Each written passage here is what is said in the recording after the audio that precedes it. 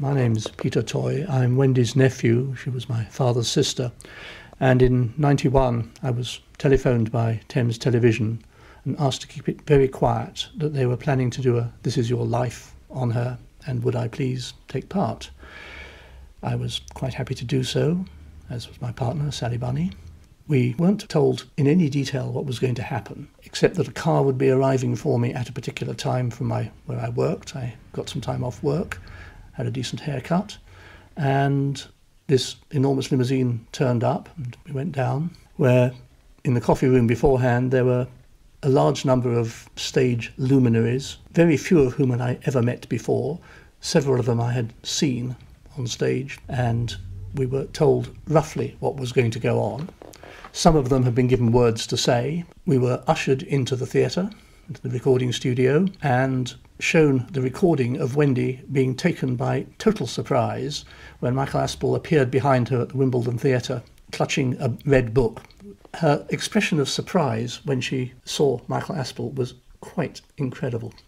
Was completely flabbergasted that it actually happened to her at last.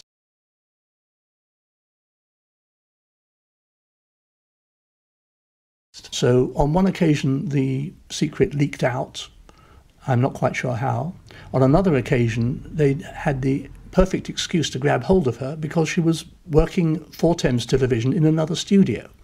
And she said she wanted to extend, apparently she said she wanted to extend a rehearsal there for an extra half hour or so.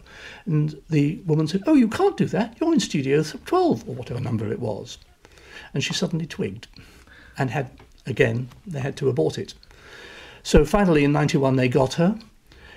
Many of her friends came over, Freddie Franklin and Dolores Gray from the States. Freddie had been a dancer with her back in the very old days. Nicky Henson, who had worked with her first in The Soldier's Tale. Dame Alicia was there. Yes, I had met her before once. Wendy had been part of the Markova Dolin ballet. She was great friends with Pat Dolin and was devastated when he died. Markova had been great friends with her, and everybody in the theatre seemed to be great friends. Anybody who'd ever worked with her seemed to stay with her. It made an impact, I think, in the sense she was very, very pleased that it had happened at last, because the first two times after aborting, I think it was slight disappointments for her. It is an honour, after all, to be on the show. And she never mentioned it explicitly. I had seen that she had the book, but I had never actually looked into it. I'd assumed, in fact, it was the script that Michael Aspel was talking from. In fact, it's a set of photographs. She always had shows going on in her heyday. I believe at one point she had 6 different shows all in London, in the West End, all with her choreography. She never stopped, even when she fell out of the public eye and stopped acting, started directing. She was always directing, choreographing.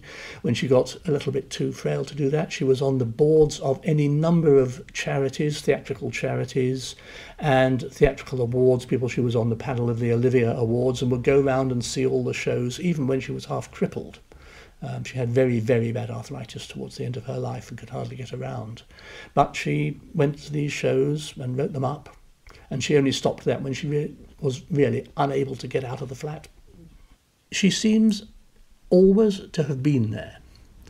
Whenever you mention her name to anybody who's not quite of my generation or slightly younger, they go, "Oh gosh, you knew her? You were her aunt?" You know? And I've had people sort of say, "Gosh, are you any relation to her? Wow." She was a star, and she was, in everything she did. And she managed to get people somehow to do things that she wanted, even if they probably wouldn't have done it for anybody else. She was a very private person. She refused to allow any biographies to be written. She wouldn't write her own autobiography. It's a shame because most of her memories are now dead. She did keep diaries. I don't know what's in them. I think they're more appointment diaries. She refused to allow any details of her private life to get out.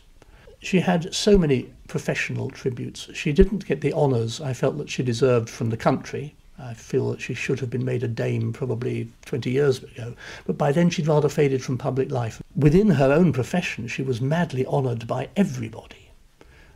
She never lacked for that, I can assure you.